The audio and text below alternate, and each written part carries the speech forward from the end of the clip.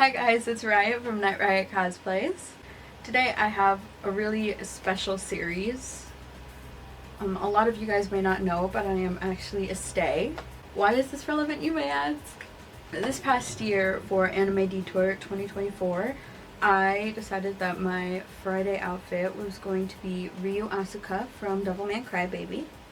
However, the outfit I had made for him previously I wasn't very happy with. I specifically made the Satan version, and if you guys have watched DevilMan CryBaby, you know that he is wearing nothing when he turns into his Satan form. So the outfit I had made for him originally, I did not think I was going to be confident enough to wear it to a con for a whole day. It was also around this time that I really started getting into Stray Kids and their music and watching a lot of their music videos. And I inevitably fell down the hole that was Red Lights. I listened to that song so many times, I am ashamed to admit it, honestly. But I feel like every stay at some point has had an obsession with that song, and many others. That being said, I really fell in love with the outfits from that music video. Specifically, I loved the open back concept that Chris's outfit had. And it was at this point that I decided that I was going to cosplay Ryo Asuka from DevilMan CryBaby, but I was going to make the outfit that Chris wore in his Red Lights music video. So that's how this came about. So this video is showing you the entire process I went through of making that specific outfit from Red Lights. I really focused on Chris's outfit mostly because I couldn't find too many photos of Hyunjin's outfit, and I wasn't actually sure if Hyunjin had that open back as well. So I really took a lot of inspiration from the photos that I could find of Chris's outfit. You can kind of see all of the inspirations that I took from Red Lights when you see the final photos of Ryu. By the way, a bunch of them are on my Instagram as well. And I have some TikTok videos of me as Ryu in this costume.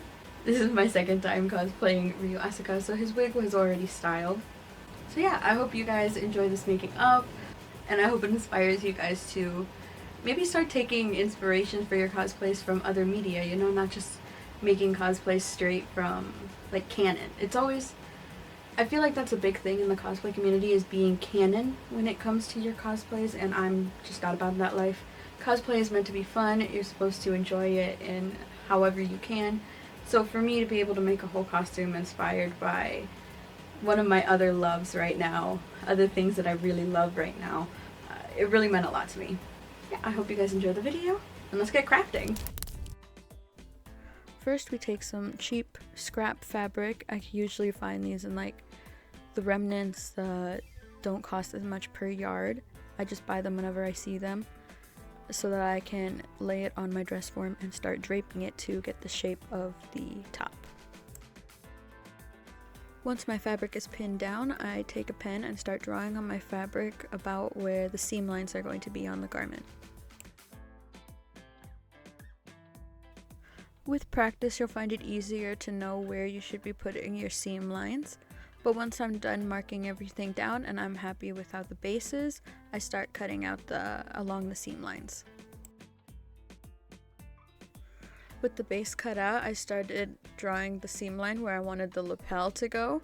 The line that you see here isn't actually where I ended up cutting against it though. I decided that I actually needed to go deeper with this line in the end. Here I also realized that I had preemptively cut the fabric on the end, so all I did was pin some extra fabric so that I could keep cutting out the shape that I wanted. Later we sew this together so that it'll just make one big pattern piece. Then I pinned more fabric to the back and repeated the entire process to make the back panel for the garment, making sure to line up all of my seams so that when I sew this together it would match perfectly. Once the base of the back panel has been pinned and cut out, I start drawing lines to make the iconic open back. That is like the main point to this entire costume piece. With the back and front mostly done, I start moving to the hardest part, which is draping the collar and lapel. The lapel was probably the hardest part to drape just because I couldn't quite get everything lined up the way I wanted to, but in the end I was able to do it. When you are pinning this on your dress form, trying to drape it, make sure that you are pinning it the wrong way because you have to flip over the lapel so that the nice side opens up like you'll see here in a second. Once I'm finally happy with the way the fabric is laying on the dress form, I go in and I start marking lines to make that notched collar lapel that the garment has. Once I'm happy with the markings, I go in and I start cutting it out. This is by no means the most professional way of marking, making, cutting out, and patterning a lapel, but it's the way that worked for me and the way that I was able to best understand it. So, do it however you can understand it. Finally, I also draped a sleeve to make sure that the hole of the sleeve would match up with the armhole on the main part of the pattern. It is only just not even a quarter sleeve that I end up draping on here, but I do make it longer on the actual pattern. I only did this because I wanted to make sure that the two shapes would match up. So I'm done draping everything and I'm happy with all the shapes. I start sewing together the places where I had to splice fabric together to have enough room to pattern. And then as I'm taking everything off, I also make sure that I am marking what is the front panel and back panels and the collars and such, so I don't get confused when I start putting this onto pattern paper. Then, with everything off of the dress form, I start transferring everything to pattern paper, or in this case, wrapping paper. Any type of paper really works. I just tend to buy wrapping paper when it's on sale at the end of Christmas, and I use that as my pattern paper.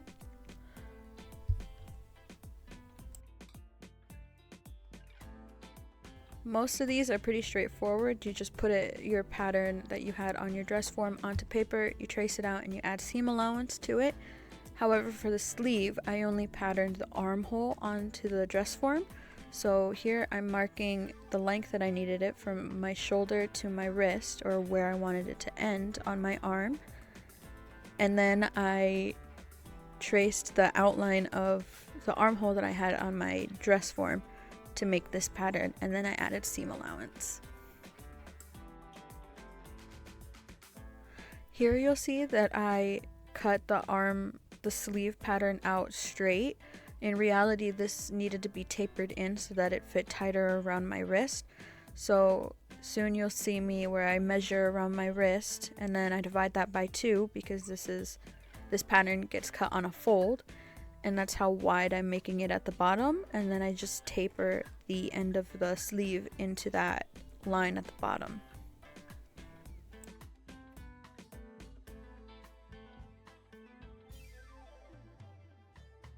With the sleeve pattern out of the way, I can move on to patterning the rest of it. Like I said, the rest of this is pretty straightforward. You just place it on your pattern, you trace it out, and then you add seam allowance. I also mark where something, if it was folded over, like this collar here, it got folded over on the dress form, so I marked that fold line so that I can have the same placement when I fold over my fabric, my good fabric.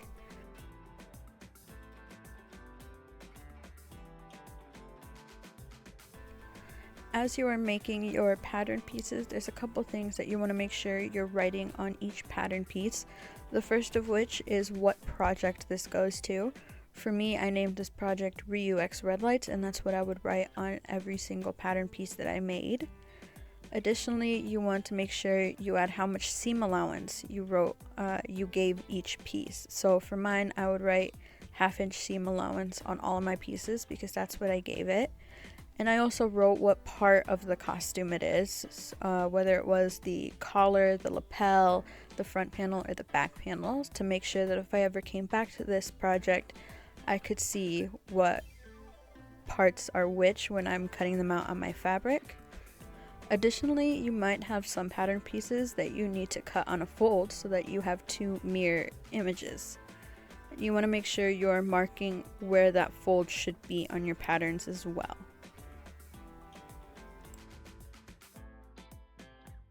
The top of this costume looks like it has straps that wrap around the stomach a couple times. So what I ended up doing is I wrapped some straps around my dress form, just some random fabric straps. And then when I took it off, I measured how long each of those strips slash straps were. And I marked that on my front panel pattern piece where it should be sewn on and how long the strip should be, so that when I came back to it, I could make sure that I had enough fabric to wrap around my body a couple times.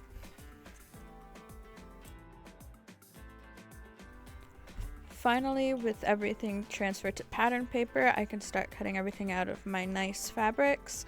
I start by pinning everything to my lining fabric.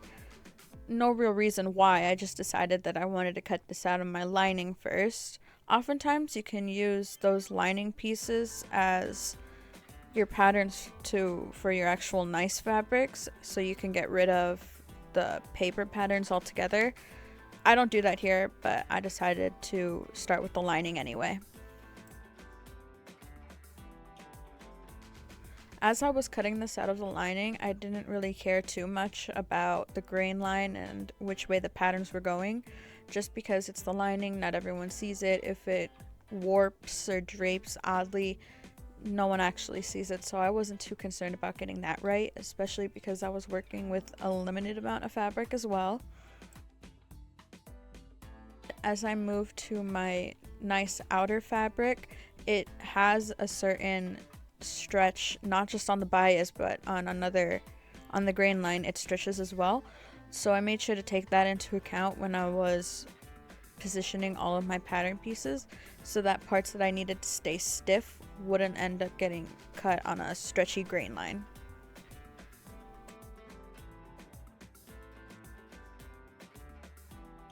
For the straps or the strips, or whatever you want to call them, I didn't really care too much if they were going on the right grain line or not, just because I was nearing the end of this fabric.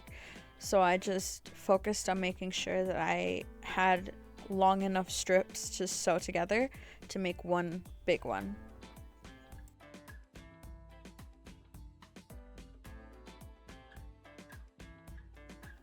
If any of this grain line cutting business is too confusing, I understand. I was there with you once before. Feel free to comment and I will try my best to explain it in more detail.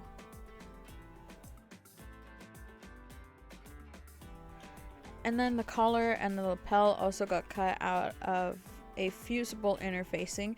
I'd say this is more of a midweight interfacing, just because the fashion fabric that I had picked already had a little bit of stiffness to it and it didn't need too much. However, I did interface both sides of each piece. So in the end, I had one lining piece, one fashion piece, and two interfacing pieces for the collar and for the lapel.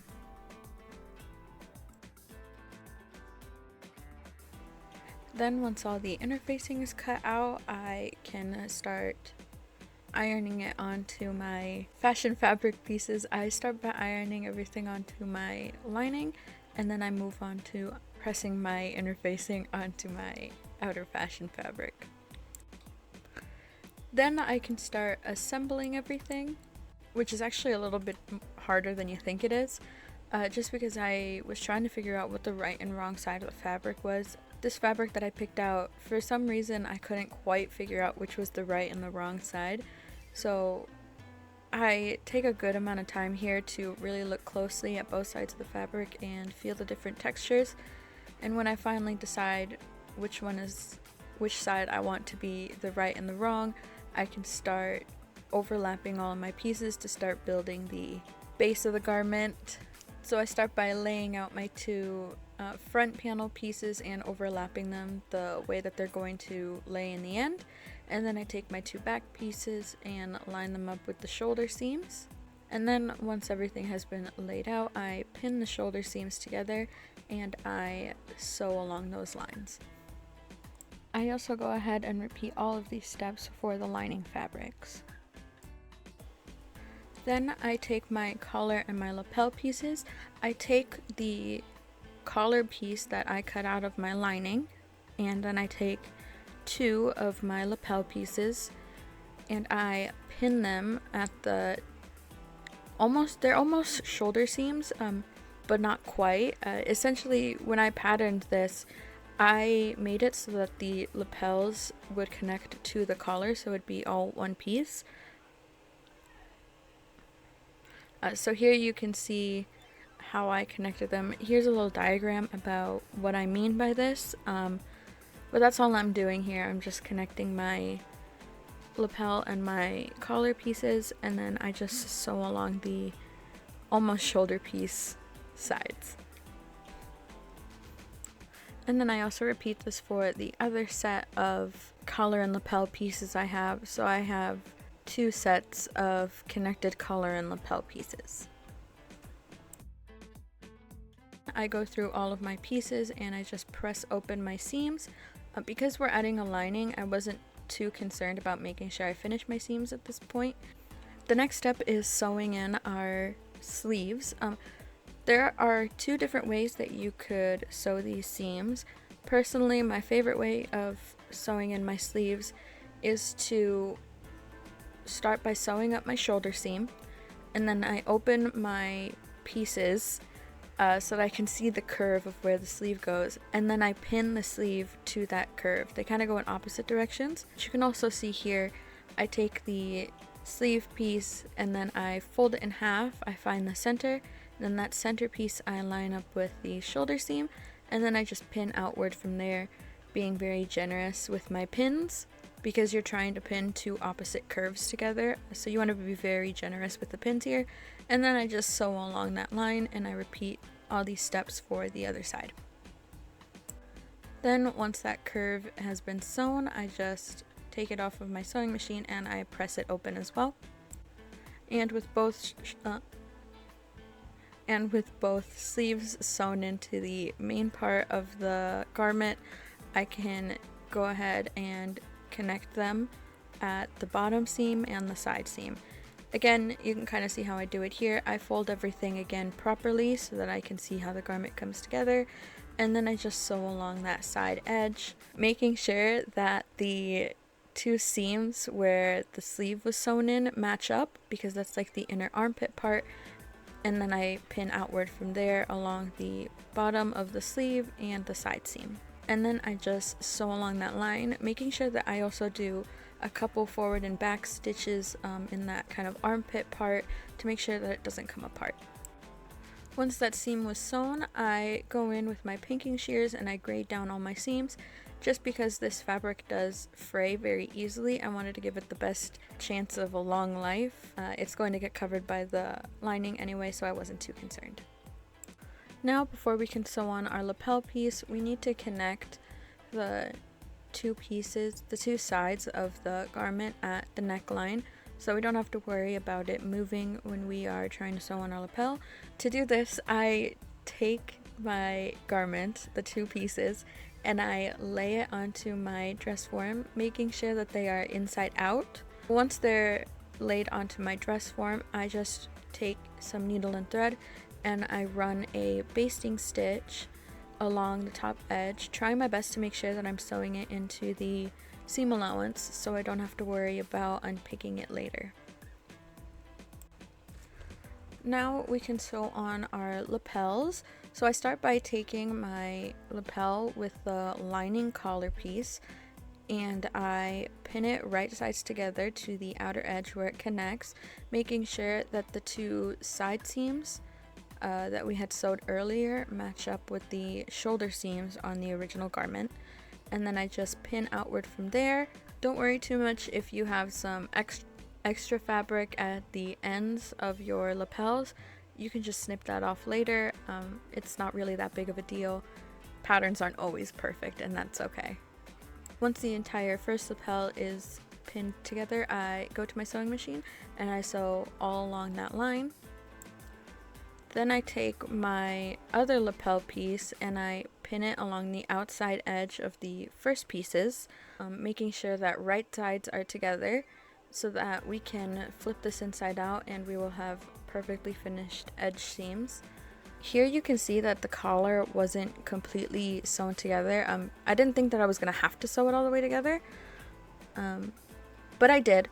I made sure that the entire collar side seams were sewed together after this, before I pinned on my second lapel piece. Then once the outer edge of the lapel is all sewn together, I go in and I turn it all right side out, making sure that I'm taking something pointy but still blunt, I know it's weird, to make sure that I poke out those corners nicely. For this I just use the end of my scissors, making sure that they are closed tightly, and then I slide it back and forth in the corner to make sure that I get a really nice point on the ends. Once I make sure all of the points are nicely turned out, I just run my iron along the edge so that I can get a nice clean edge. You can opt to also top stitch the edge here. I decided that I didn't want a top stitched edge here. I kind of wanted it to still look kind of rounded. But if you want to, you can top stitch it as well. Then I take this entire piece to my dress form. At this point, I also take my time to sew together the long strips of fabric that are going to make the ties that go around our waist, and then I also sew it back onto the main part of the garment where we had marked it earlier. Now I take my entire garment to my dress form and making sure that it's inside out, and I take the top lapel piece, the part that's still showing a raw edge, I turn it under, making sure that my seam allowance from the other lapel piece is tucked underneath it, and then I just go in and I hand sew down that entire edge. I just use a running stitch here to sew down the edge of the lapel, making sure that I'm only grabbing the seam allowances that are underneath, so that the stitches don't show on the right side of the fabric.